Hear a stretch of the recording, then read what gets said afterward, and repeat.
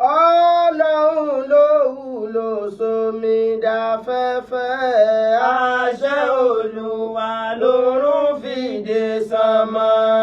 Àṣẹ Olúwa mi ló mẹ́dà dúró. Ọlọ́run tó ní wá fún wa wí àti àtò lọ́rọ̀ wa yọ̀ǹda ọ̀rọ̀. Máa jẹ́ ká ṣìwí káyé máa ṣì wá gbọ́. Ọlọ́run tó ní wá sádìẹ́ ilé ayé kún fún dàrúdàpọ̀. Ọlọ́run kò là wá kó tún làjọ wá. Ọmọ Akeugbagold ayé fẹ́ gbọ́ yín ọgbọ́n ìmọ̀ tó kún fún làákàyè. Ọlọ́run kò bùn yín kó tún bá wa ọmọ. A'udhu billahi minash shaitonir rajim. Bismillahir rahmanir rahim. Ẹ̀dá tó tá fà sókè ìdóborí. Ẹjọ́ ń bẹ lọ́rùn àwísùnkún. Ọba ayé kórí ẹ̀ tọ̀run wò ẹ́. Bọ́ba ayé kórí ẹ̀ tọ̀run wò ẹ́. Bọ́ba ayé kórí ẹ̀ tọ̀run wò ẹ́ o. Bọ́ba ayé kórí ẹ̀ tọ̀run wò ẹ́. Bọ́ba ayé kórí ẹ̀ tọ̀run wò ẹ́. Mo wòye ayé lọ kánrin kéṣe. Wasiu Akeugbagold ọmọ Akeugberu. Mo rí pé níbi tí àwọn ẹlẹ́sìn tí wọ́n bayé jẹ́ dé, ẹ̀yin tẹ́ ń bẹ lórí íńtánẹ́ẹ̀tì bẹ́ẹ̀ ṣe ń wọlé, ẹ máa bá mi share rẹ̀ ní 20 times. Ọba mi ó da oore bò yín nígbà ìmọye. Ọba mi ó da ìbùkún bò yín nígbà ìmọye. Ẹ máa like, ẹ máa share, ẹ wá kọ́mẹ̀ntì rẹpẹtẹ, gbogbo ń tẹ́ fẹ́ lọ́lọ́run ṣe fún Àmín. Ibi tó máa dàmọ̀ tí wọ́n burú dé láyé, admin tó bá wà nítòsí kó pe àwọn admin tó kù kan wake up kó pe wọ́n sìn kan wake up. Ibi tó máa dàmọ̀ tí wọ́n burú dé láyé, àwọn ẹlẹ́sìn in particular, tẹ́ bá wò ó dáadáa, tí ẹ bá ń sọ̀rọ̀ bí ẹni pé àwọn làkọ́bí ànábì báyìí, tí wọ́n pákéjì ẹ̀sìn bí ẹni pé lọ́wọ́ wọn ni kọ́kọ́rọ́ àlìjánà wà. Yé tẹ́ bá rí ìwà tí ń bẹ lọ́wọ́ wọn, Sètáánì tá ń pè ní Sètáánì àgbà tọ́lọ́hun sẹ́bilé tó làánà. Ẹ̀ṣẹ̀ mélòó ni Sètáánì yẹn ṣe Ọlọ́run? Ẹ̀ṣẹ̀ ẹyọ̀kan ni ìjùdúlì Adam. Ẹ tẹ̀ fún Ádámọ̀ nìkan ló lóun ò lè tẹ̀ fún Ádámọ̀, ó tẹ̀ ẹ̀ṣẹ̀ ẹyọ̀kan ni. Ẹ wá wo iye ẹ̀ṣẹ̀, ẹ wo iye àdánwò táwọn ẹlẹ́sìn tán ti dá sílẹ̀ nílùú yìí, pàápàá jùlọ nílẹ̀ Yorùbá. Ẹlẹ́sìn Mùsùlùmí, ẹlẹ́sìn Christianity àtẹlẹ́sìn traditionalist. Ẹ wo fìtínà tí a kó wa sí. Ẹ wo bí a ṣe sọ wá dọ̀tá ara wa. Wàláhì bí Ọlọ́run bá fẹ́ dájọ́, Ọlọ́run ó sọ fún Sètáánì wípé Sètáánì àgbà ọmọ ṣẹ́ ló jẹ́ fáwọn ẹlẹ́sìn. Níbi tí a bá ayé jẹ́ dé, ẹ̀dá tó tá fà sókè ìdóborí. Ẹjọ́ ń bẹ lọ́rùn àwísùnkún. Bọ́ba ayé kórí ẹ̀ tọ̀run wò ọ́. Ṣùgbọ́n bọ́ba ayé kórí ẹ̀ tọ̀run wò ẹ́. Bọ́ba ayé kórí ẹ̀ tọ̀run wò ẹ́ o. Bọ́ba ayé kórí ẹ̀ tọ̀run wò ẹ́. Bọ́ba ayé kórí ẹ̀ tọ̀run wò ẹ́. Nínú nǹkan tán fi ń fúlù àwọn èèyàn jù láyé, ó ń lọ́rọ̀ ẹ̀sìn. Ọmọ Ádámọ̀ ń lo ẹ̀sìn láti dá ọpọlọ àwọn èèyàn rú jù. Ẹ̀sìn wáyé láti wá táyé ṣe ni. Ẹ̀sìn wáyé láti wá sọ wá di olólùfẹ́ ara wa ni. Ẹ̀sìn wáyé kó má bàa sí ogun, kó má bàa sí fìtínà ni. Àmọ́ ń gbà tẹ́sìn dọ́wọ́ àwọn ọmọ àlè ẹ̀sìn, wọ́n sọ di àdánwò mọ́ra àwọn lọ́wọ́. Ọ̀rọ̀ lọ ní thumma awrathna al-kitaba alladhina istafayna min ibadina. Faminhum zalimun li nafsihi wa minhum muqtasidun wa minhum sabiqun bil khayrati bi idhnillah. ذلك هو الفضل الكبير. ọ̀rọ̀ la ní ẹgbọ́ o. ثم أورثنا الكتاب. tó bá dìgbẹ̀yìn ayé àwọn tí wọ́n di ẹ̀sìn mú àwọn olórí ẹlẹ́sìn tí wọ́n á máa bẹ láyé ثم أورثنا الكتاب àwọn kan jogún tírà ó túmọ̀ sí pé àwọn ẹ̀sìn tó ní ìwé ẹ̀sìn láti sánmà wá ńlọ́lọ́run bá wí. ìsìláàmù ń bẹ níbẹ̀ ẹlẹ́sìn christianity ń bẹ níbẹ̀ tí wọ́n ń lo ìwé ẹ̀sìn tòkè ní o. bákan náà àwọn ẹlẹ́sìn júù wọ́n ń bẹ níbẹ̀ àwọn judaya náà àwọn ẹlẹ́sìn kí ni a ti ń pè wọ́n àwọn ẹlẹ́sìn júù wọ́n ń bẹ nínú wọn màá rántí orúkọ ẹ̀sìn wọn. kí ni nǹkan tí mo sọ débẹ̀ àwọn àtẹ̀lé ànábì Musa ni mo fẹ́ wí àwọn àtẹ̀lé ànábì Musa wọ́n ń bẹ ń bẹ wọ́n gba tírà látọ̀dọ̀ Ọlọ́run ní àwọn tí wọ́n jogún ẹ̀sìn yẹn nígbẹ̀yìn ayé awrafna al-kitaba alladhina istafayna min ibadina àwọn tí wọ́n jogún ẹ̀sìn. zalimun li nafsihi. ọba mi ní yóò máa bẹ láàrin wọn zalimun li nafsihi àwọn alábòsí gédégbé zalimun li nafsihi àwọn oníjìbìtì zalimun li nafsihi àwọn afẹsẹ̀dáyẹrú zalimun li nafsihi àwọn tí wọ́n pìrìsẹ́ǹtì ara wọn bí ẹni pé àwọn gangan lọ́lọ́run gbé àṣẹ ayé lọ́wọ́ tó dẹ̀ jẹ́ pé èṣù tí sẹ̀tánì gan bá rí wọn yóò bẹ̀rí fún wọn ni pé ọ̀gá lẹ̀ jẹ́ fún wọn. tọ́ba mi bá sọ̀rọ̀ tó bá dárúkọ nǹkan bíi mẹ́ta mẹ́rin tẹ̀léra wọn tó bá jẹ́ nǹkan tó burú tàbí nǹkan tó da ẹ lọ wò dáadáa eléyìí tó pọ̀ jù lọ́ba mi àkọ́kọ́ mention èyí tó túmọ̀ sí pé majority àwọn ènìyàn tí wọ́n máa jogún ẹ̀sìn nígbẹ̀yìn ayé majority wọn 70% wọn zalimun li nafsi alábòsí ni wọ́n máa jẹ́. wa minhum muqtasidun. ọlọ́ni yóò máa bẹ nínú wọn àwọn yẹn lè má kọjá ju bí 20% lọ muqtasidu àwọn tí wọn ò ní fẹ̀sìn báyé jẹ́ wọn ò ní fẹ̀sìn ní àwọn èèyàn lára wọn bá sẹlọ́n díẹ̀ àwọn gangan gbà páwọn ò mọ̀ ẹlẹ́sẹ̀ làwọn bí wọ́n ṣe jẹ́lẹ́sẹ̀ lèmi náà jẹ́lẹ́sẹ̀ kí ló dé tèmi ọba ayé tiẹ̀ jẹ́ nítorí pọ̀ ọ̀sẹ̀ màá jí sí ọlọ́run fún ẹ pé kò change ni bọ́ọ̀ bá change èmi kọ́ ni sójà tí màá mú ẹ èwo làbúrò ṣépè èwo làbúrò táṣírí ènìyàn èwo làbúrò báyé èèyàn jẹ́ nítorí ọ̀rọ̀ ẹ̀sìn wa minhum muqtasidu. wa minhum sabiqun bil khayrati. ọlọ́run ni yóò máa bẹ nínú wọn sabiqun bil khayrati àwọn yẹn ni wọ́n á kéré jù àwọn èèyàn rẹ̀ àwọn tẹ́sìn wọn jọ lójú àwọn tó jẹ́ pé wọ́n á mú ẹ̀sìn láì fara ní ayé àárín àwọn àtọ́lọ́ndà wọ́n gbà pọ́lọ́ ní ọ̀dájú àwọn wọ́n á fara ní ayé wọ́n á dayérú nítorí ẹ̀sìn àwọn yẹn ni wọ́n kéré jọjọjọ dhalika huwal fadlul kabir. Karl Marx, that great philosopher láyé jọ̀hún only religion is an opium of the people.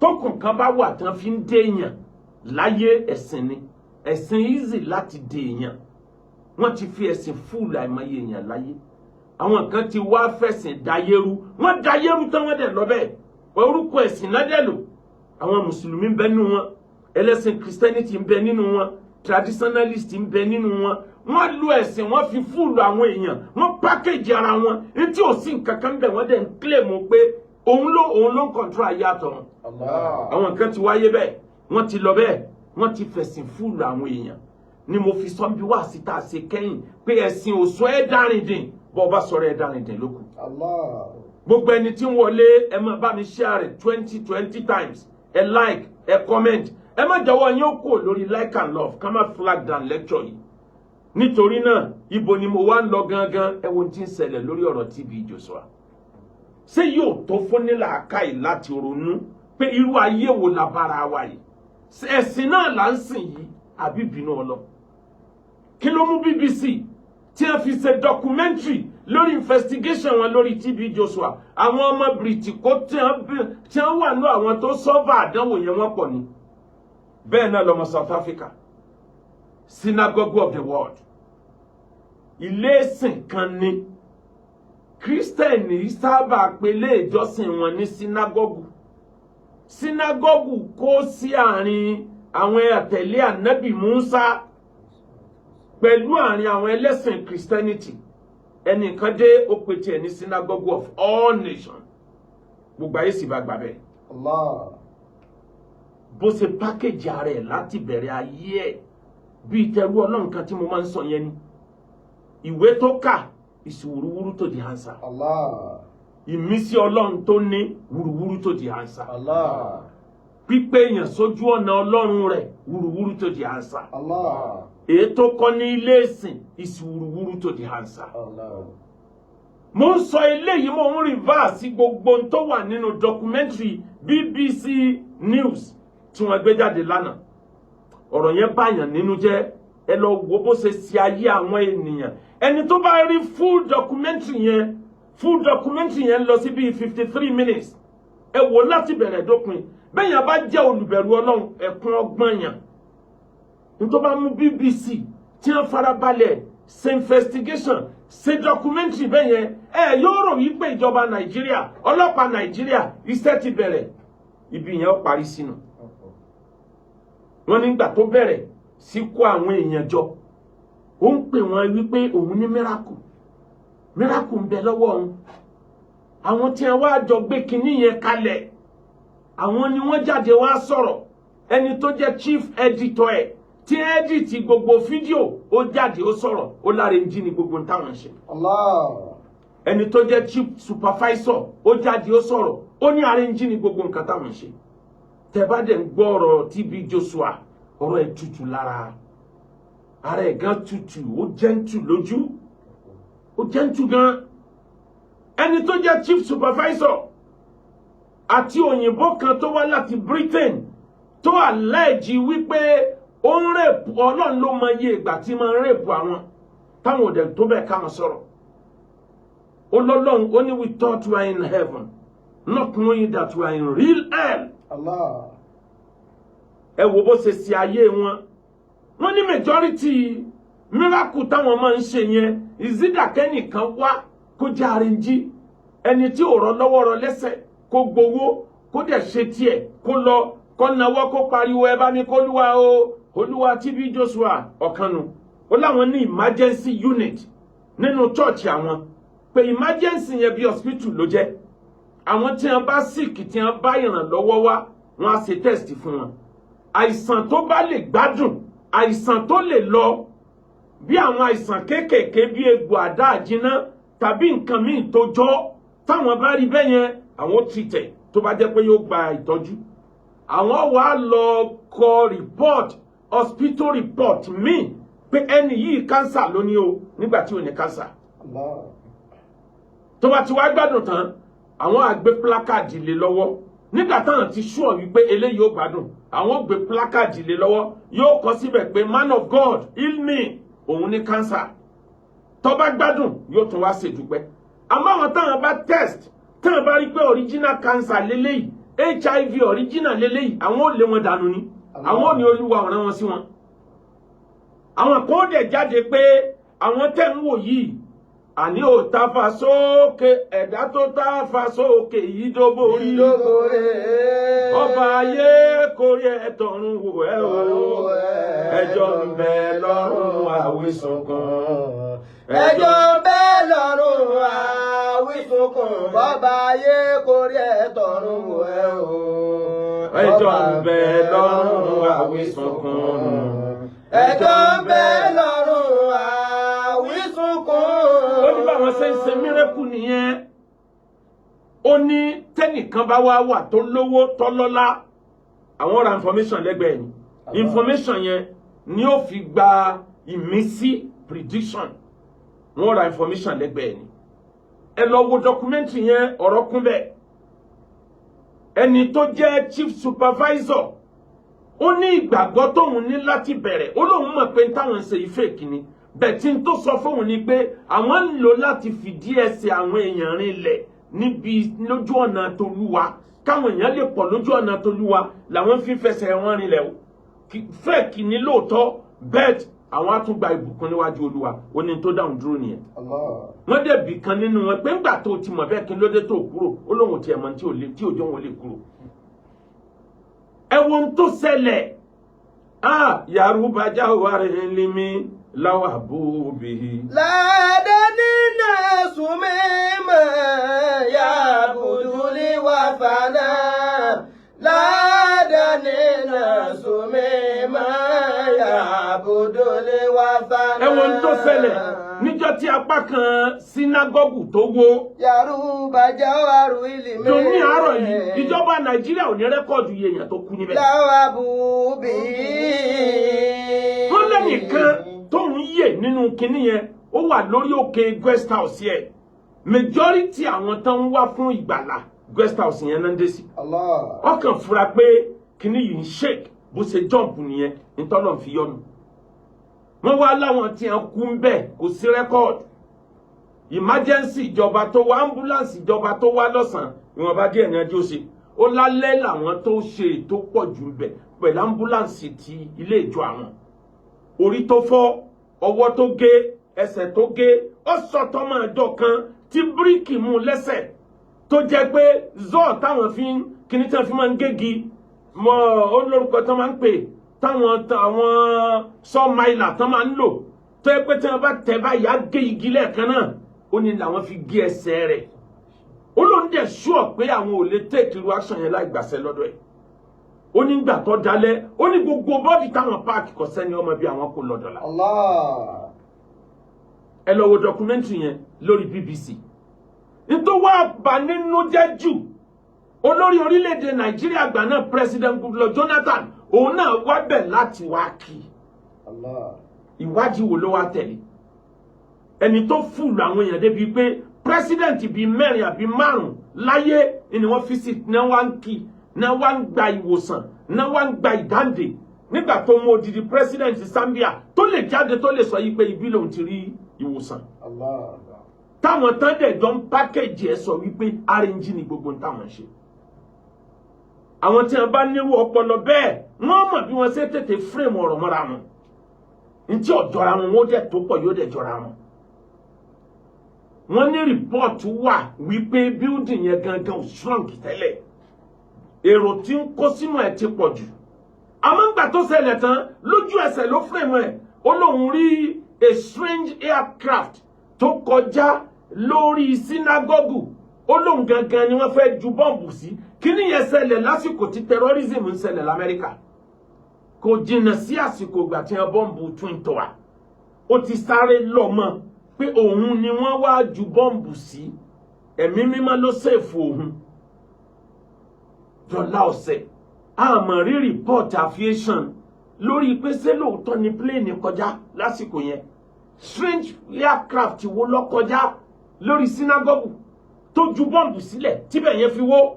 Ọlọ́run ló mọ bí report yẹn wà dọ̀là. Ọlọ́run ló mú Yaruba jáwó àrẹ̀hàn limi. Lawabu bi. Ladani nasu mimma ya'budu liwafana. Ladani nasu mimma ya'budu liwafana. Ìgbà tó ń ṣẹlẹ̀ ní synagogue, a lot of people came out to complain bitterly. But nobody is ready to listen to them. Or let me say, no authority is ready to listen to them then. Àwọn èèyàn jáde tí a wá sọ pé tí ń ṣẹlẹ̀ ń bí léwu, tí ń ṣẹlẹ̀ ń bí ọ̀dá, kò sọ́tọ́rìtì tó listen sí wọn. Ẹni tó jẹ́ chief supervisor, only it seemed that the man has bought up the whole system. Tí wọ́n bá lè yanra gbogbo system, ní tó mìn ní pé bẹ́ẹ̀ délé ọlọ́pàá, ẹ lè rí arrest. Bẹ́ẹ̀ délé ẹjọ́, ẹ lè rí arrest. Ó ní kò sí kéèsì tí ó gbèdé police station nítorí pé gbogbo ẹni tí ó wà arrest náà ni wọ́n ń wá fún gbàlà lọ́dọ̀ rẹ̀. Ó lẹ́ni tó bá wá ara pálá gbé kéèsì tiẹ̀ dé kóòtù ó nílé ẹjọ́ máa sún ìgbẹ́jọ́ síwájú ni wọ́n máa sún gbẹ́jọ́ síwájú ni títí tí ó fi sú ẹni yẹn. Nígbà ó bá sú ẹni yẹn lẹ́yìn ọdún mẹ́ta ọdún mẹ́rin ni ó sọ pé tó òun surrender fọ́lọ́run. Báwọn tí wọ́n jẹ́ àṣebi ayé bá sì máa ń pákéjì ara wọn nìyẹn. Kéèsì tán bá rí pé kò ní fẹ́ fún àwọn wọ́n wọ́n náà bí wọ́n sì frustrate kéèsì yẹn tẹ́nìkan ò dẹ̀ ní mú wọn. Ìyẹn ló ń ṣẹlẹ̀ lórílẹ̀‐èdè Nàìjíríà ọ̀rọ̀ sínágọ́gù ṣé pẹ̀lú gbogbo refilation yìí bí ó ṣe lọ náà ni ìjọba ò ní ní nǹkan kan tí ó ṣe sí àwùjọ àwọn ọlọ́pàá ò ní ní nǹkan kan tí wọ́n ó ṣe sí kí ló dé tá à ní wádìí torí kí wẹ́ẹ̀ mọ́tò ṣẹlẹ̀ mọ́ níjọ́ mi.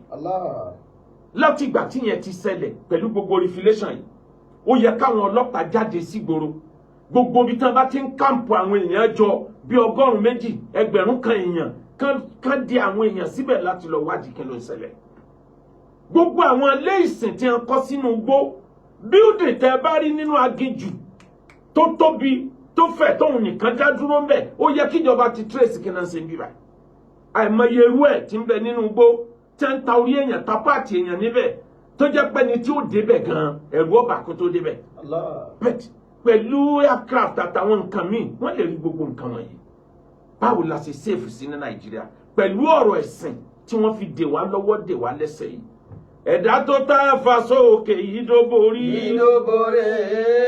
ẹjọ́ ń bẹ lọ́rùn àwísùnkún bọ́bá ayé kórí ẹ̀ tọ̀run wò ẹ́. ṣùgbọ́n bọ́bá ayé kórí ẹ̀ tọ̀run wò ẹ́ bọ́bá ayé kórí ẹ̀ tọ̀run wò ẹ́ o bọ́bá ayé kórí ẹ̀ tọ̀run wò ẹ́ bọ́bá ayé kórí ẹ̀ tọ̀run wò ẹ́.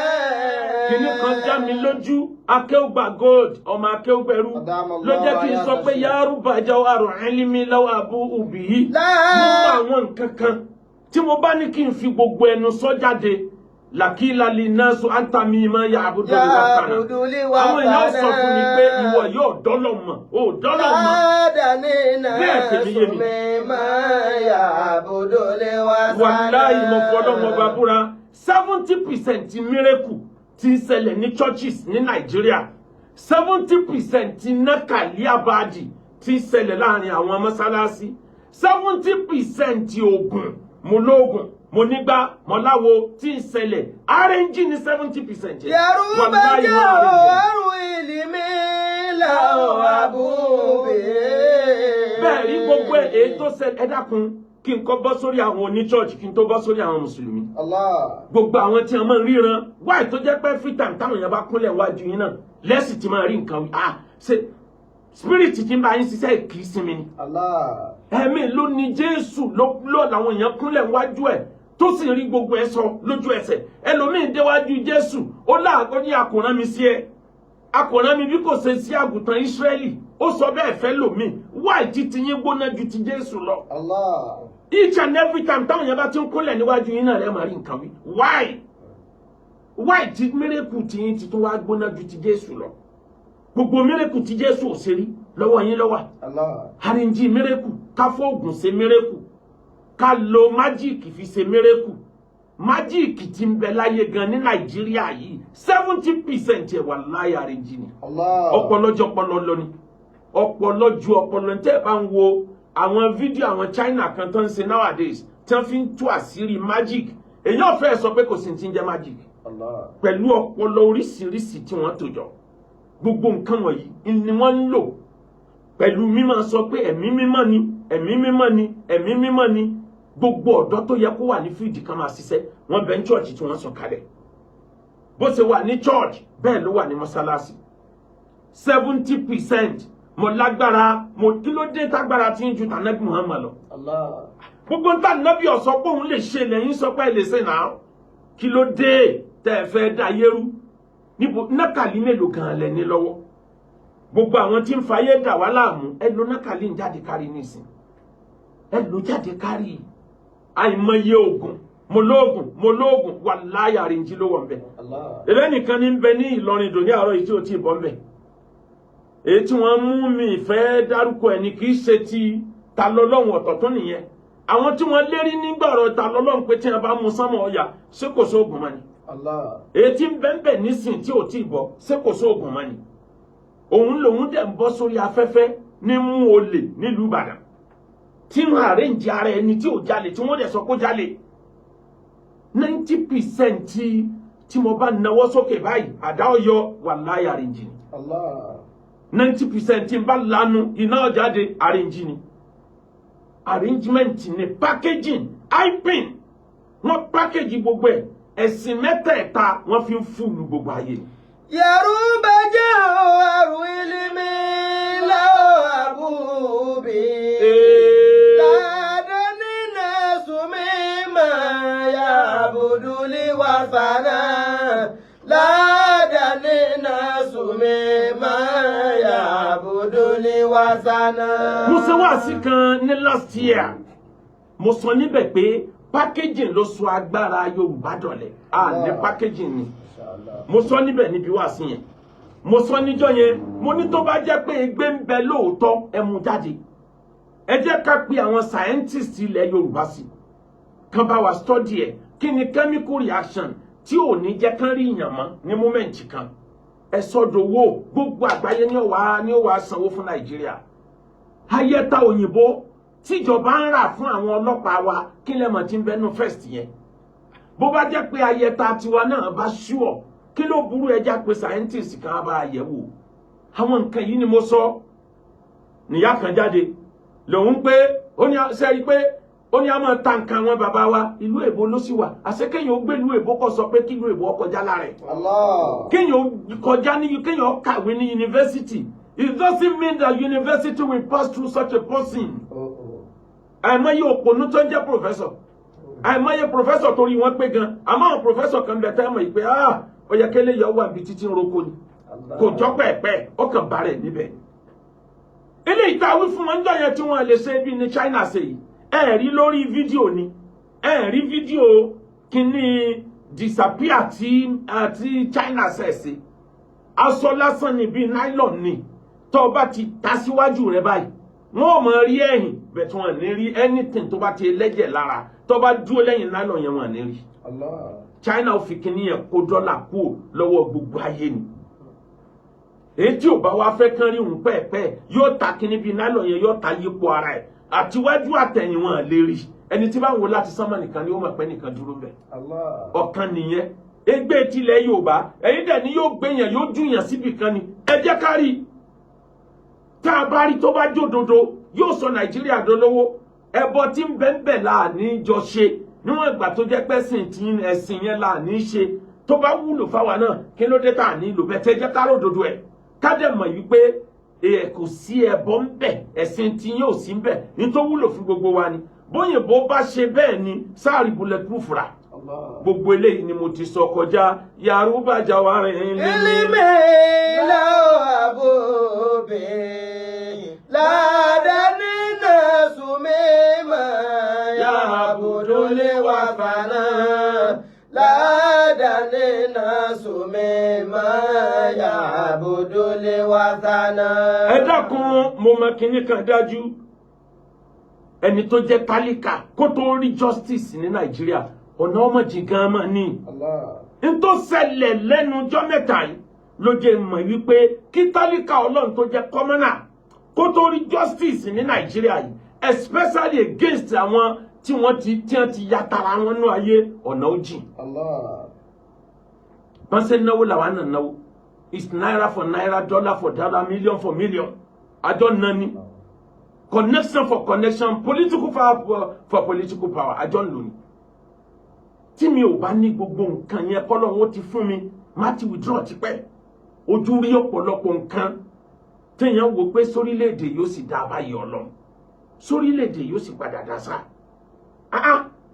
ìwọ tó ń ti àwọn èèyàn mẹ́wọ̀n ìwọ bú wọn ó bú àwọn bàbá wọn wọ́n dá ẹ lóhùn padà ó dẹ̀ lọ gbé wọn ó ń tì wọ́n mọ́lé field marshal náà ń gbé àwọn èèyàn ó ń tì wọ́n mọ́lé ẹ máa bá mi tẹ like and love fún ibi tí mo bá lẹ́tọ̀ ìdè yìí kán má lọ flag ẹ̀ àwa ní kí wọn náà ká lọ sí kóòtù nìṣó ń lé ẹjọ́ lọ wà ń lo oríṣiríṣi géèmù kí ló dé wà lọ rojọ́ ń kóòtù láwì kódà bó rojọ́ wà lọ sign undertaking ní kóòtù pé o ò ní ṣerú ẹ̀ mọ́ kí gbogbo èèyàn foríjì hàn tán nta wí nìyẹn lọ́wọ́ á di pé ntẹ́ bá gbọ́ lẹ́nu fáìlì ń bẹ lọ́dọ̀ ẹ̀ lẹ́nìí ọ̀tọ̀ ní tẹ́ gbọ́ lẹ́nu ẹni fáìlì ń bẹ lọ́la ọ̀tọ̀ lẹ́gbọ́ lẹ́nu ẹni tí ń bẹ lókè ọ̀tọ̀ lẹ́gbọ́ lẹ́nu ẹni tí ń bẹ nísàlẹ̀ àbálọ àbábọ̀ àwọn tí wọ́n pè wá tán ní ká sẹ́tù arẹ́dì láti sẹ́tù wàláì èèyàn ńlá níyínú ayé ọba tó níyín mà pè yín léèyàn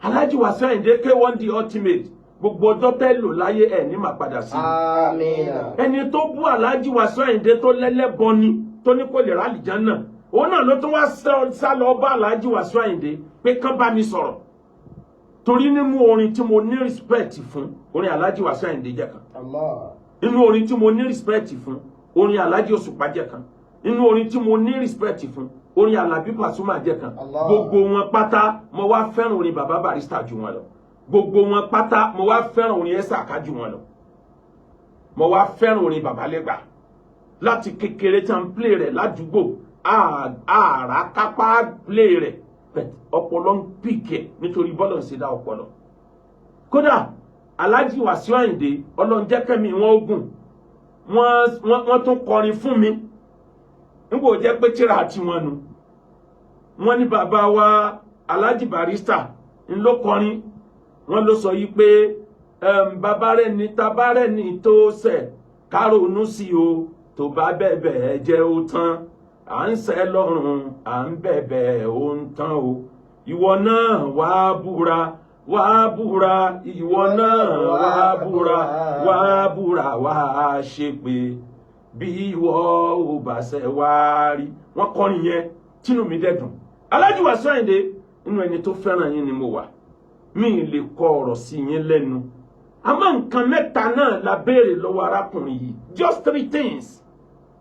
just three things àkọ́kọ́ ni pé gbogbo àwọn tí wọ́n náà ti tì mọ́lé tó ní case against àti kejì ẹ tẹ́ ní case against ẹ̀yin náà withdraw rẹ̀ kálàáfíà ọjọ́jọba kí gbogbo owó jọjọ́ máa yára wa padà ẹ̀yin already láti withdraw tiyín ẹ̀yin dẹ̀ ń wọ́nà àti frame case mi mẹ́mi lẹ́sẹ̀ kí n lè bá a fi negotiate tiyín kí làáfà bá wá bá ṣe ó bú bàbá Mudiru ó sì dáhùn ó sì fèsì ṣebí lójú ń tà àti mọ́lé sí kí ló gbé àfà Àjàkúmọ̀lì débi máa wá tọrọ àforíjì kí ló gbé àfà Ayẹsẹ̀ Àlùnákà débi tọ́wà tọ́ wọ́n láwọn ti forgive bẹ̀ tí wọ́n ti dá nǹkan kan padà àtàwọn míì tí wọ́n pọ̀ bẹ́ẹ̀ Yàyà Gàmbàrí kí ló dé tí kéèsì rẹ̀ parí láti yọ ẹ̀yin náà lẹ́sà train ẹ̀ withdraw gbogbo kéèsì yìí ẹ jẹ́ àgbàgbé ẹ̀ ká parí ìjà láàrin ara wa kí gbogbo wọ́n gbà pa ti dọ́mọ ẹ̀yà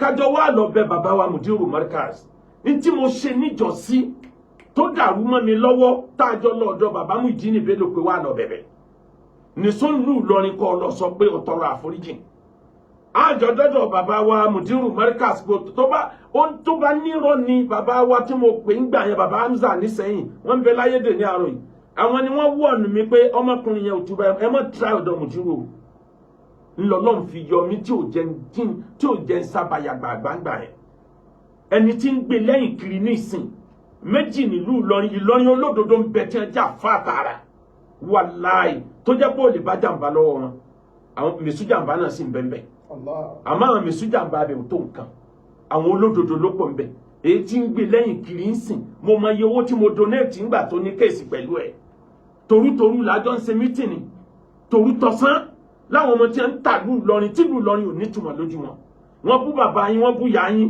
ẹni bí wọ́n ti bẹ̀bẹ̀ èló ni wọ́n fún yín tó tó ń tọ́lọ̀ lè fún yín bàbá wa K1 the ultimate ọ̀rọ̀ tẹ́ ẹ bá sọ àlè kò jẹ ẹ̀yin méjì lẹ pàtàkì nínú àwọn márùn tí wọ́n pè mí àwọn yòókù náà pàtàkì o àmẹ́yìn tí mo gbà pé major financial lecture wa bàbá Dr. Awa Ibrahim Ọlọ́run kó jẹ́ mi wọ́n gùn lórí dáadáa ni bàbá máa ń wá gbogbo ayé tí bàbá Dr. Awa Ibrahim wá gbọ́dọ̀ bá mi sọ̀rọ̀ kí n pé mi ò gbọ́ mo ti gbọ́ bàbá ó ti tán bẹ́ẹ̀ kó ṣe nǹkan mẹ́ta yẹn àkọ́kọ́ kó withdraw gbogbo kéèsì tí ń bẹ lọ́wọ́ tiẹ̀ náà ìkejì kó ní sọ́ńkọ́ọ̀tù kó lọ sáìn àfidáfìtì pé wẹ́ẹ̀ ò ní ṣẹlẹ̀ mọ́ ó ti sáìn ó ti tọrọ àforíjì fún àìmọye èèyàn lẹ́yìn tó padà lọ sí nǹkan míì náà ìkẹta kó wá bẹ gbogbo àwọn bàbá wa ní bíbẹ̀ òdodo àwa náà gbà pọ̀ mọ́ ìyá wa ni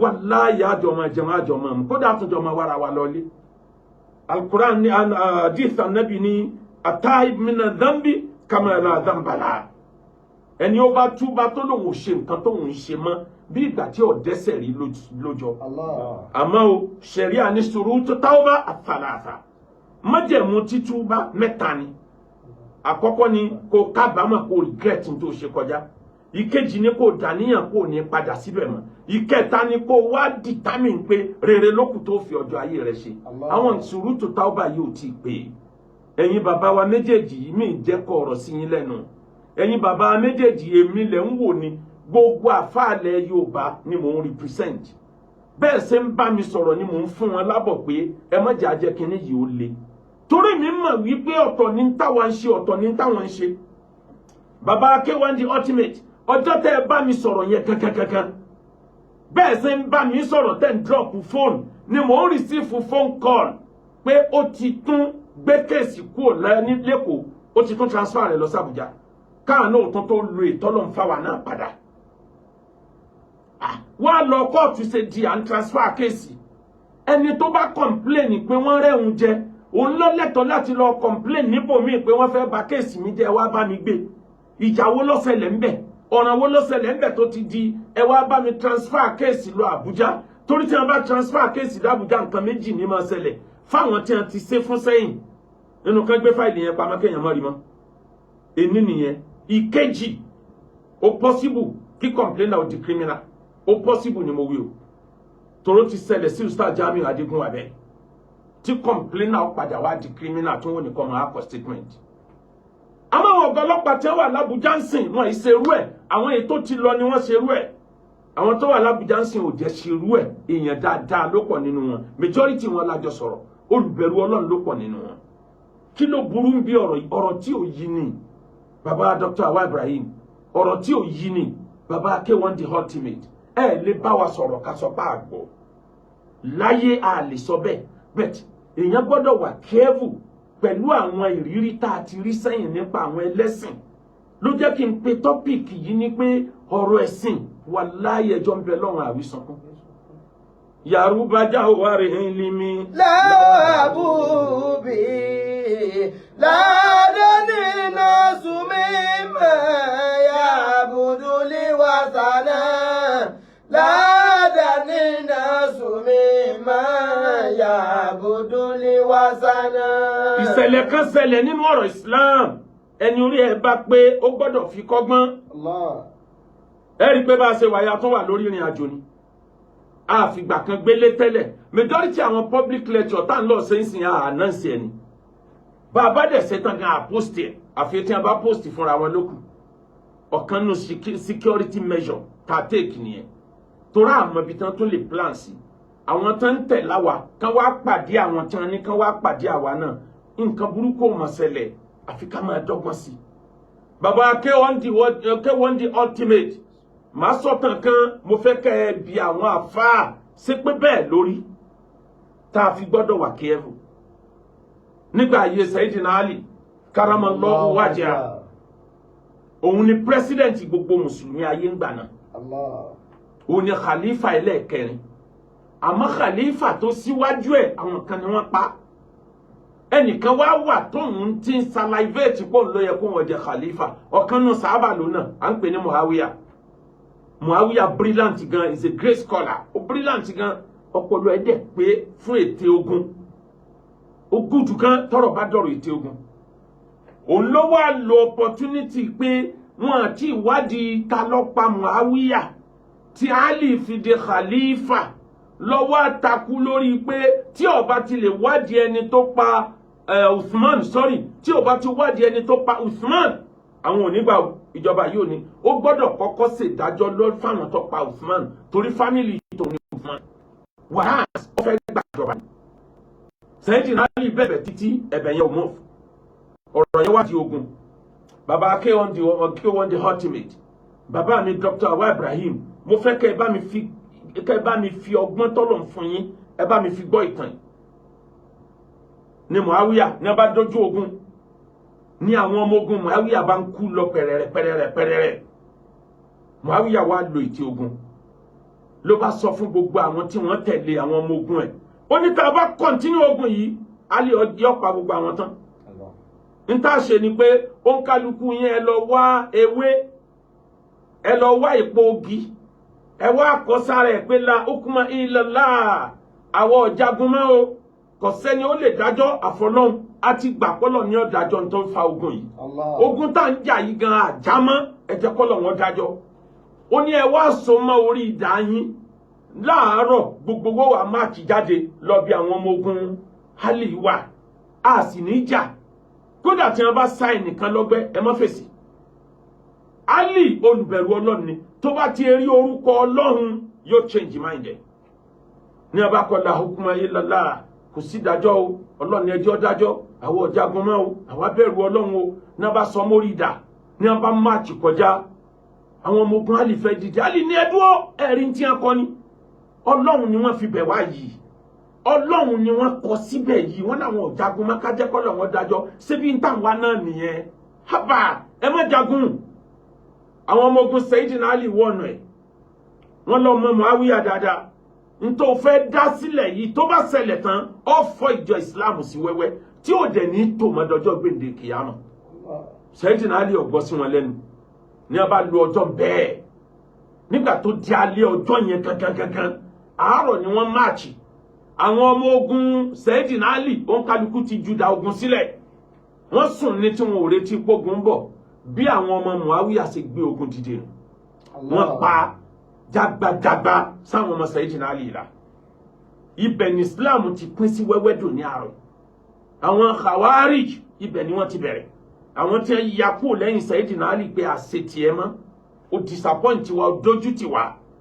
tí ò bá sí ìṣẹ̀lẹ̀ ẹjọ́ yẹn ni kò bá ti sí oríṣiríṣi ìjọ tó wà nínú Islam lónìí àárọ̀ ìṣẹ̀lẹ̀ ẹjọ́ ló bí síà ìṣẹ̀lẹ̀ ẹjọ́ ló fa ikú tí wọ́n fi pa ọmọ Sayyidina Ali àrọmọdọ́mẹ́ àárín ogun yẹn náà ni Sayyidina Ali padà jáde láyé sí látijọ́ náà ní Islam ti pín yẹlẹyẹlẹ dùn ní àárọ̀ torí Muawiya ó rí ogun yẹn win bẹ́ẹ̀ kò rí ìjọba lò ní Medina ní Maka àwọn ọmọ ogun Ali ọgbà fún gbà Ali gan lọ́tàn Yaruba jawari ní ilmi lawa abubi ladani nasumima ya buduli wasana ladani nasumima ya buduli wasana. Bàbá mi Dr. Awa Ibrahim ibi tọ́lọ́ ń gbé mi délé ní odidi péjì lẹ nínú tàn ayé mi. Yaruba jawaru ilmi. Ẹ̀yin tẹ́ bá máa ń tẹ̀lé wáàsí wa nínú Ramadan ẹ rí pé gbogbo wáàsí wa lórí rédíò tẹlifíṣàn station ní gbogbo ilẹ̀ Yorùbá lọ́dọọdún bàbá Dr. Awa Ibrahim náà. Lawa abubi. Tó wá yẹ kí wọ́n bá mi sọ̀rọ̀ kí n sọ pé rárá mi ò tó bẹ́ẹ̀ àmọ́ mo gbọ́dọ̀ sèfù orí mi ẹni tó bá mi sọ̀rọ̀ tó tẹ́ bá mi sọ̀rọ̀ ń pa ẹ̀ láàárọ̀ tó dẹ̀ di bí wákàtí kan lẹ́yìn ìgbà náà tá à ń gbọ́ pé ó ti tún transfer case lọ Àbújá tá a dẹ̀ wádìí tá a rí pé lóòótọ́ ni káàánú tó lọ lo agbára tọ́lọ̀ fún wa bàbá ọmọ yóò padà sọ mí dẹni tí wọ́n máa wá kọ́lọ̀ mọ́ ṣerú ẹ̀ lọ́lá fún mi ẹni tí wọ́n padà máa lọ bá mi bẹ̀ ní wá tẹ́ máa lọ bẹ̀ pé ọ̀dà ìwọ náà ṣe sùúrù kò fẹ́ kógun omi tó bá fẹ́ kógun omi kó withdraw gbogbo kéèsì tí ń bẹ lọ́wọ́ ẹ̀ tó ní against gbogbo mùsùlùmí ilẹ̀ Yorùbá àtòun àti field marshal rẹ̀ tó bá fẹ́ kógun omi kí ní balẹ̀rù tí ó fẹ́ lọ kóòtù tẹ̀yìn tí àwọn èèyàn lọ easily ńlá ní kẹ́yìn náà àwọ̀ wá ní kẹ́yìn wá jẹ́jọ́ wá sign undertaking ní kóòtù pò ní ṣerú ẹ̀ mọ́ lẹ́wà ń dètè ète oríṣiríṣi ara ète yẹn bàbá mi Dr. Awa Ibrahim bàbá wa K1 the ultimate ara ète yẹn níjọ́ tó yẹ ká lọ kóòtù tó ní kí àwọn ọlọ́pàá zone 11 kan wá bọ́ndù mi ní zone 2 èmi ò rí níbi tí ọlọ́pàá kọ̀máǹdì kan ti máa ń lọ arrest ní kọ̀máǹdì mi. Allah.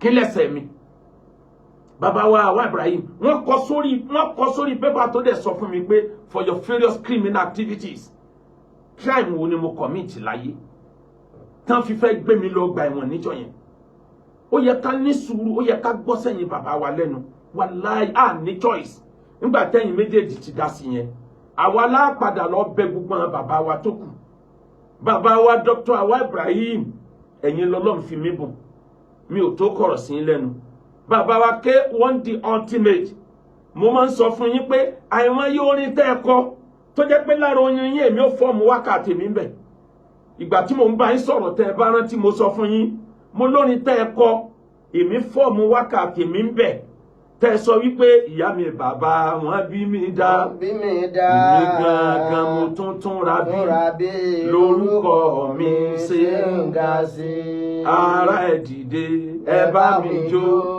ènìyàn mi ẹ bá mi yọ̀ olúwa mi ló gbé mi ga orin tẹ́yìn kan yẹn lèmi wá change sí bolórí ire bá bí ẹ Bábíẹ̀. bá lálùbáríkà bá tọ́ ẹ bí wọn náà bá sì tún fẹ́ Fẹ́ gòkè ó di dandan kó tún ra bí.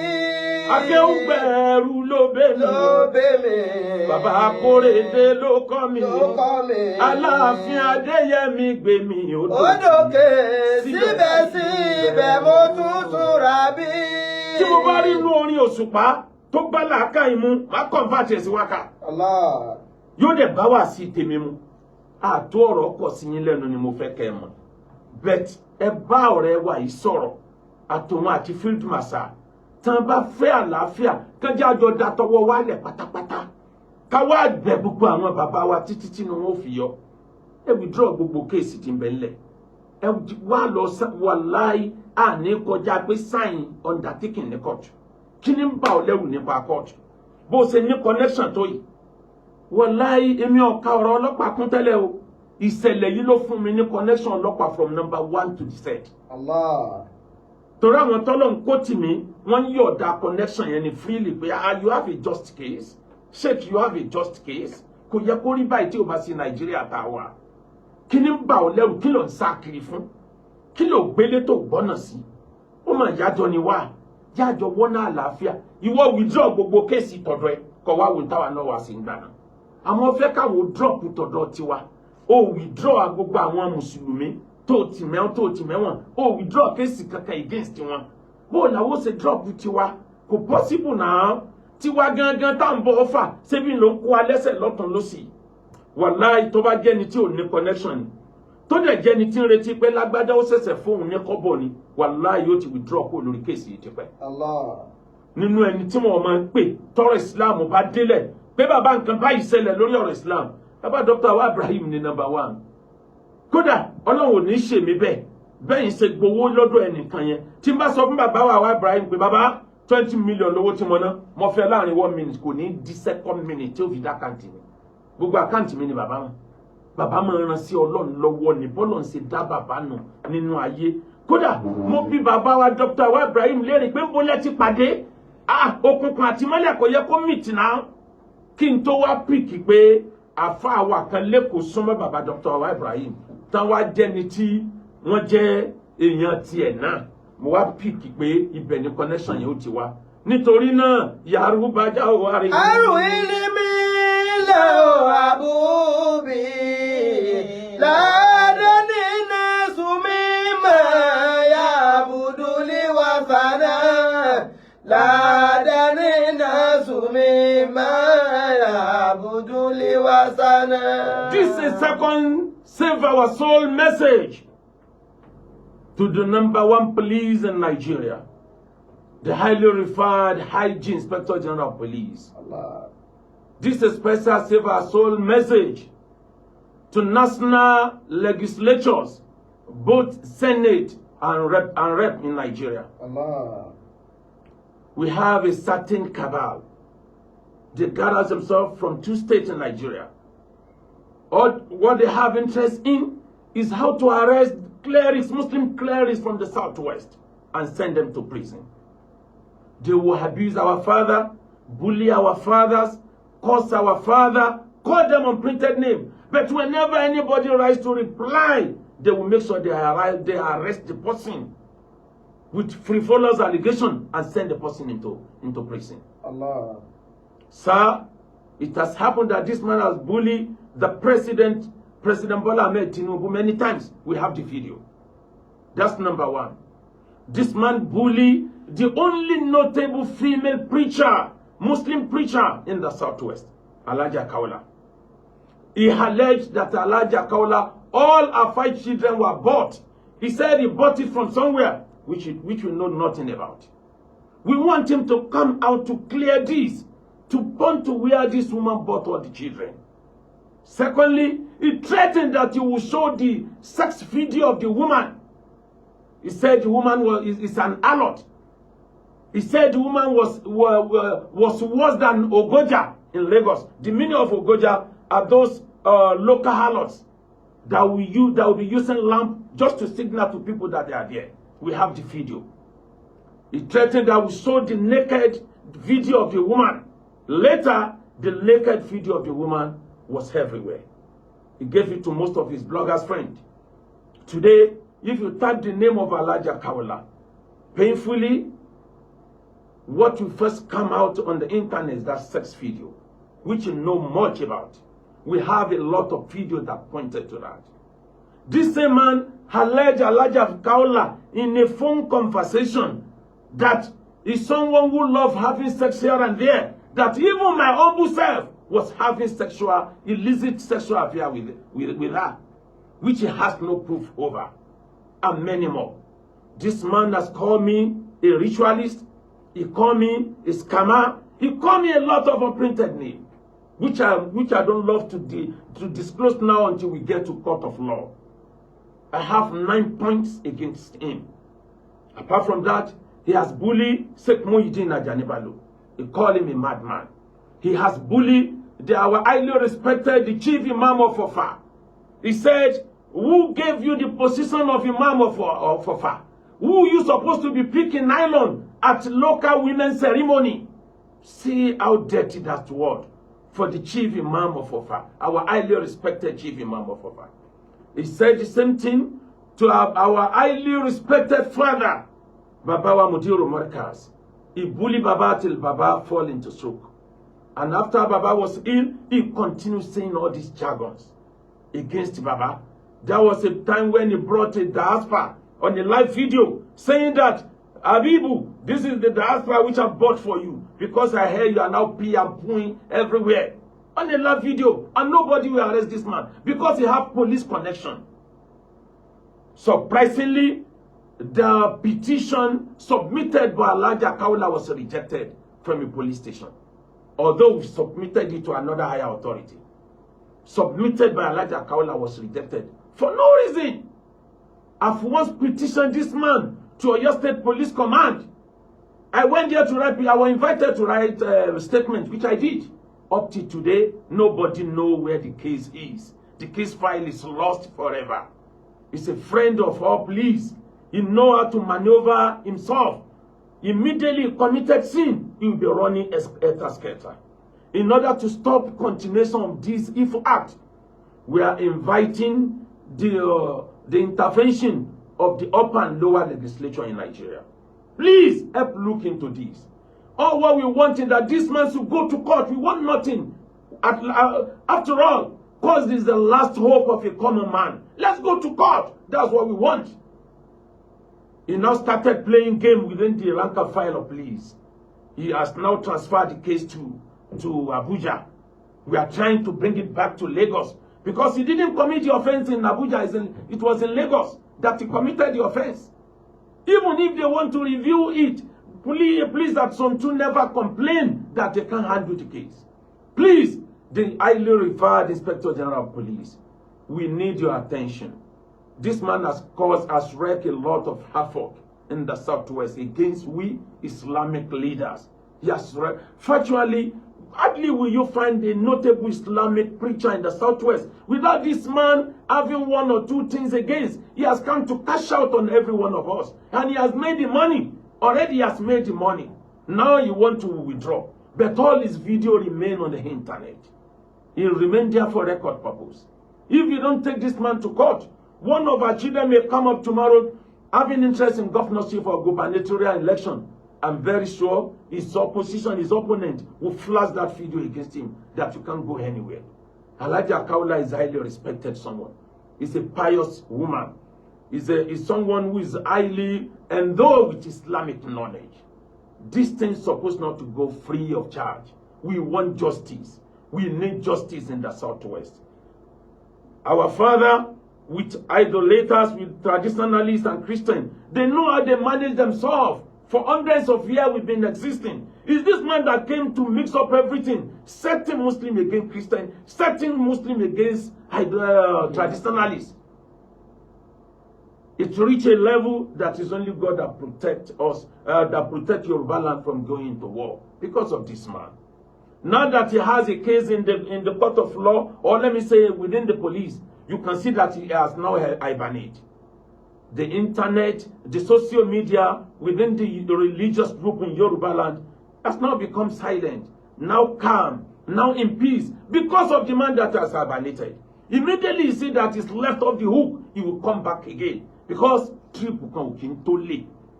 We need your assistance. Please help look into this.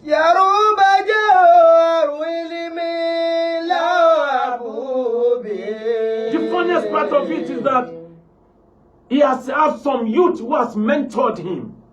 A lot of Islamic youth are now copying him. Bullying anybody anyhow. Cyberbullying anybody anyhow. Cursing anybody anyhow. Framing people on issues that they know nothing about. Allah. There was a time when this man alleged one of the wives of the Alafin and one of the wife of, let me say, two wives of two notable kings in Yoruba land. Let me put it that way. He alleged them of adultery and fornication. On the live video, bringing their picture, bringing their video. We have all the video. We have all the evidence.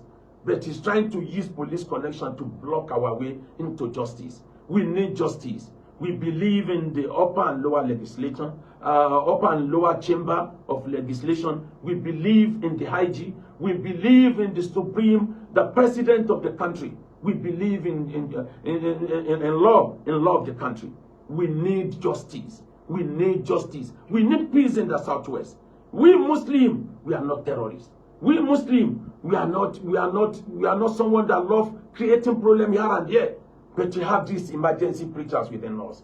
He bullied Al-Sunnah as great as they were. He bullied them to a stupor. You can conduct your investigation. All Al-Sunnah in the Southwest, you call them different names. Please, we need your intervention. We need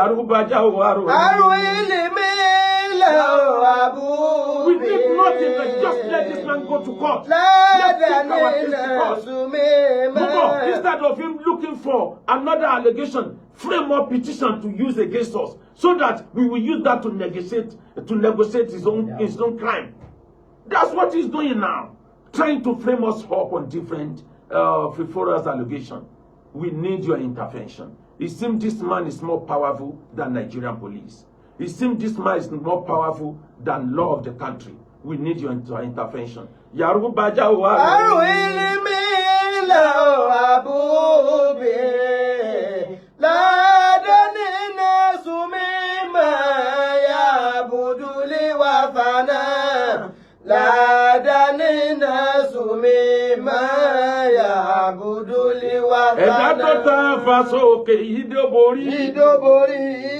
Ẹjọ́ ń bẹ lọ́rùn àwísùnkún. Bọ́bá ayé kórí ẹ̀ tọ̀run wò ẹ́. Ṣùgbọ́n bọ́bá ayé kórí ẹ̀ tọ̀run wò ẹ́. Bọ́bá ayé kórí ẹ̀ tọ̀run wò ẹ́ o. Bọ́bá ayé kórí ẹ̀ tọ̀run wò ẹ́. Bọ́bá ayé kórí ẹ̀ tọ̀run wò ẹ́. Ẹ̀yin ẹlẹ́sìn ilẹ̀ Yorùbá, pàápàá jùlọ Mùsùlùmí àtẹlẹ́sìn Christianity, ẹ fi ń tó ṣẹlẹ̀ sí TB Joshua, ẹ fi kẹ́kọ̀ọ́, ẹ fi kọ́gbọ́n. Tẹ́ ẹ bá ṣọ́ra, ẹ ń lé African, ẹ ń lé wọn padà lọ sí level kó kálukú ọmọ lọ wá Ọlọ́run míì tí ó kàn sọ pé Ọlọ́run tóun sìn ní, Ọlọ́run tóun sìn ní, nítorí pé ẹ fi wá disappoint àwọn èèyàn. Packaging yìí ti pọ̀ kọjá táwọn èèyàn expect. Ẹ má jẹ́ ó jẹ́ pẹ́yìn lé àwọn èèyàn kúrò nínú ẹ̀sìn. Ẹ má jẹ́ ó jẹ́ pẹ́yìn lé àwọn èèyàn máa lọ wá nǹkan tí kì í sọ Ọlọ́run pé lọ́lọ́run wọn. Ẹ lọ wo majority tí ń ṣẹlẹ̀ lórí internet. Majority African country náà ti ń sọ pé no, àwọn náà gbọ́dọ̀ lẹ́sìn tàwọn, àwọn náà gbọ́dọ̀ ní nǹkan tiwọn. Ẹ̀yin lẹ fà á. A manage ara wa bọ̀ tẹ́lẹ̀tẹ́lẹ̀. Ẹ má jẹ́ kí eléyìí ṣẹlẹ̀ nítorí t'Ọlọ́run kẹ́ tó jáwọ́. Ẹ jẹ́ ká jọ tún àwùjọ wa ṣe. Mo fẹ́ fún wa ní suggestion mẹ́ta. Tá a bá fẹ́ kí country yóò great, tá a fẹ́ kí ilẹ̀ Yorùbá ó great, ẹ jẹ́ kí a máa worship Ọlọ́run, ká máa sin Ọlọ́run, ká sì máa ṣàdúrà.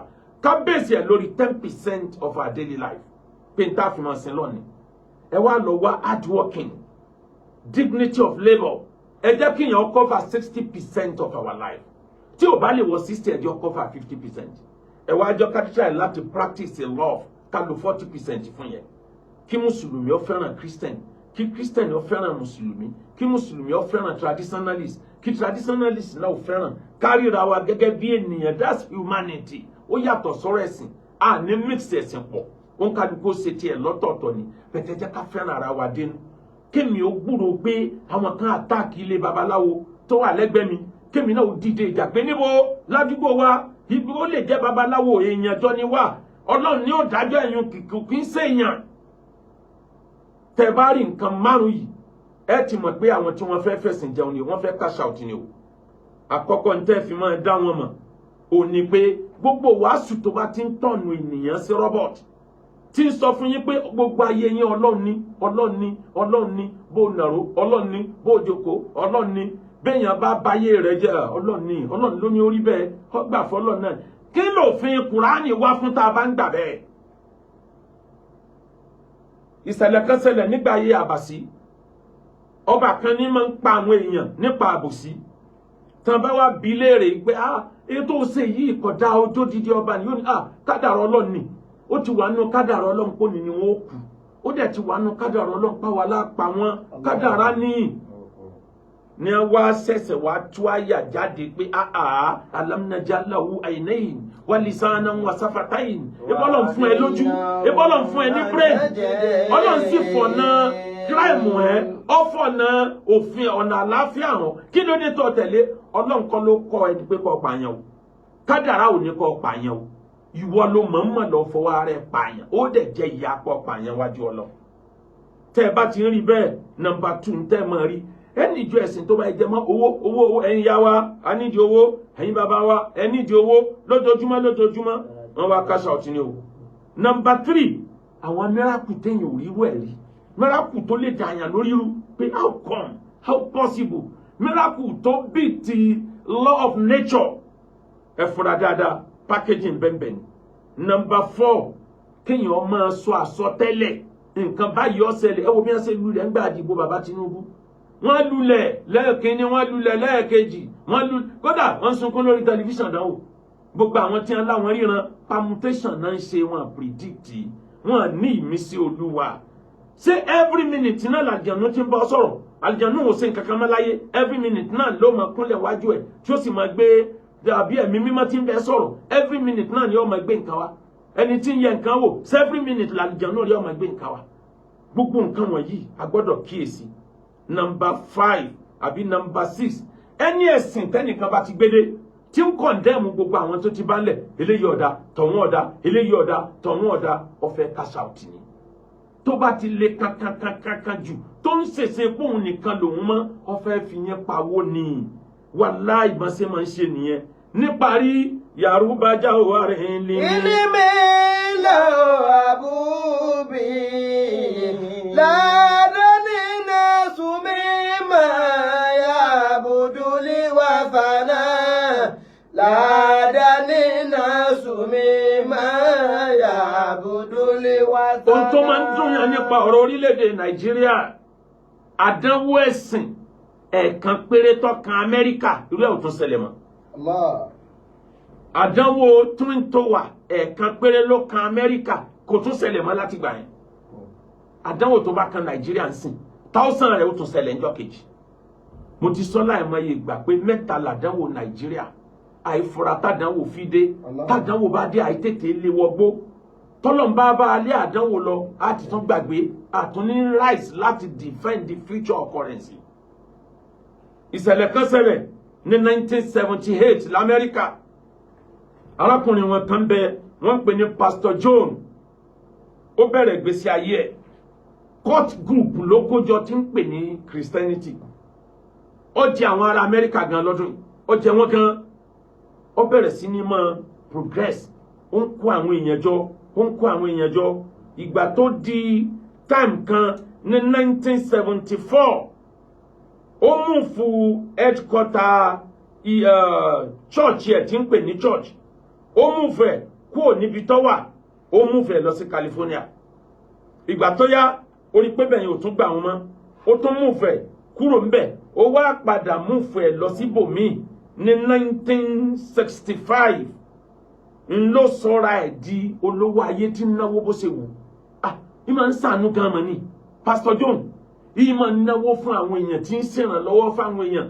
tíjọba ilẹ̀ Amẹ́ríkà ò mọ̀ pé owó hard dropping tí wọ́n mọ̀ pé owó crime níná látara pé náwó àìmọye àwọ́ọ̀dù ni wọ́n fún ní àwọ́ọ̀dù ṣeré l'Amẹ́ríkà ńgbà náà ni ó wá di ọ̀rẹ́ àwọn olóṣèlú ilẹ̀ Amẹ́ríkà ní 1970 ní àwa fún ní wọ́n fi honor rẹ̀ wọ́n pè ní Chairman Francisco Housing Authority Chairman Francisco Housing Authority wọ́n tún fún gbogbo òwe ìròyìn ọ̀rọ̀ Pastor John ló kù tí wọ́n ń gbé ọ̀ǹtì ìgbà tíjọba Amẹ́ríkà wá farabalẹ̀ pé gbogbo àwọn tí ń kàmpì nígbà tó yá ló wá kó gbogbo ọjọ́ rẹ̀ ló wá lọ establish sínú gbó níbi tí ó jìnnà sí Indianapolis ó lọ establish sí ibi tá à ń pè ní Guyana ibẹ̀ yẹn láàrín kò jìnnà sí Guyana kò jìnnà sí Indianapolis àárín igbó yẹn ló wá lọ establish sí ibẹ̀ ló ti wá bẹ̀rẹ̀ sí ta àwọn èèyàn pa àwọn èèyàn sẹ́ńtọ́ wù tọ́jú ọmọ ti cultism àwọn èèyàn dẹ̀ ń pèlè èèyàn rí ó dẹ̀ náwó fáwọn èèyàn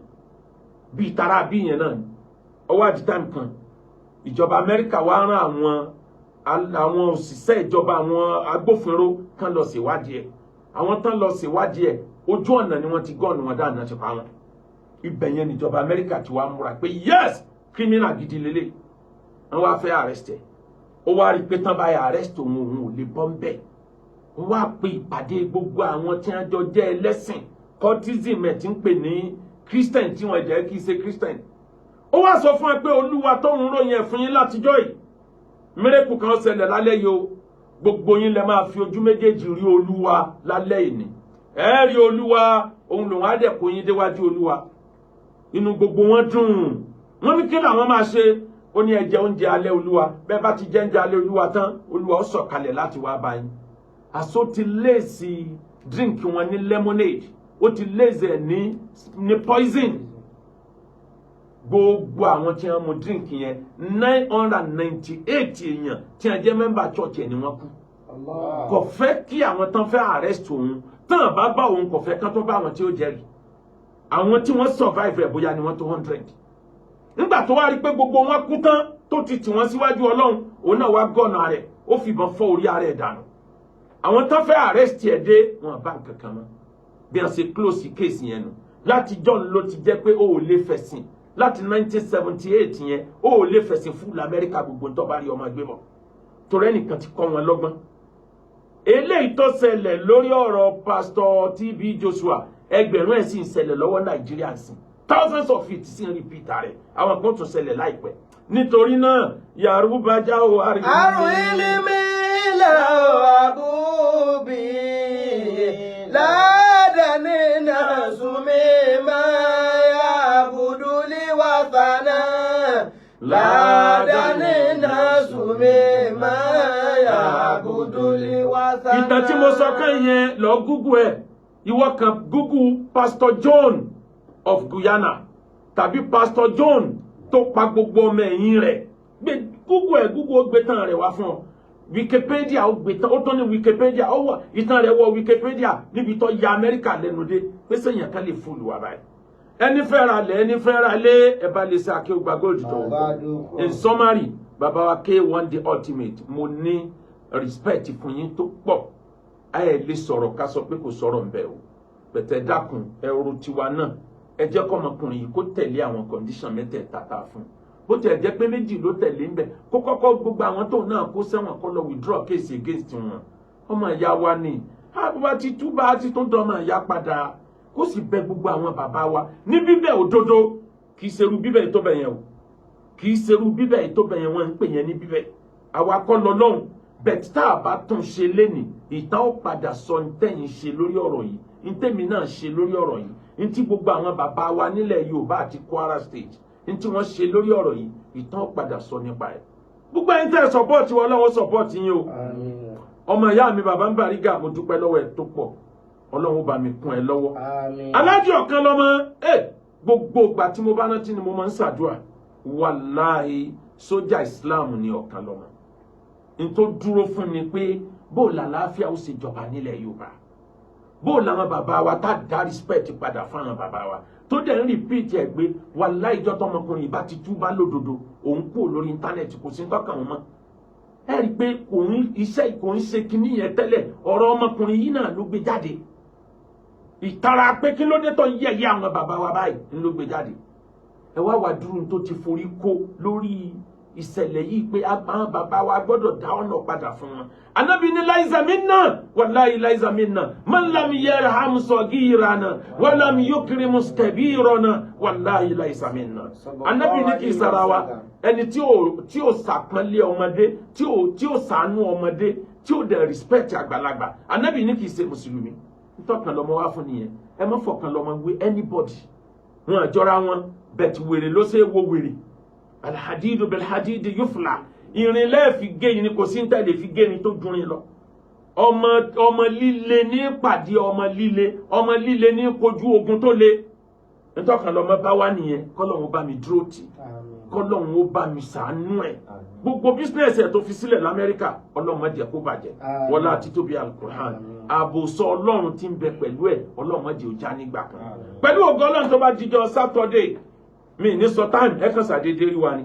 Ara security measure wa nìyẹn. Anywhere alasiti lè record ẹ kàn ṣàdédé rí wa. Kì í ṣe bá ń sá fún wọn o. But a fẹ́ kó jẹ́ pé bàtà bá ń record lọ́wọ́ ni wọ́n dà nǹkan rú.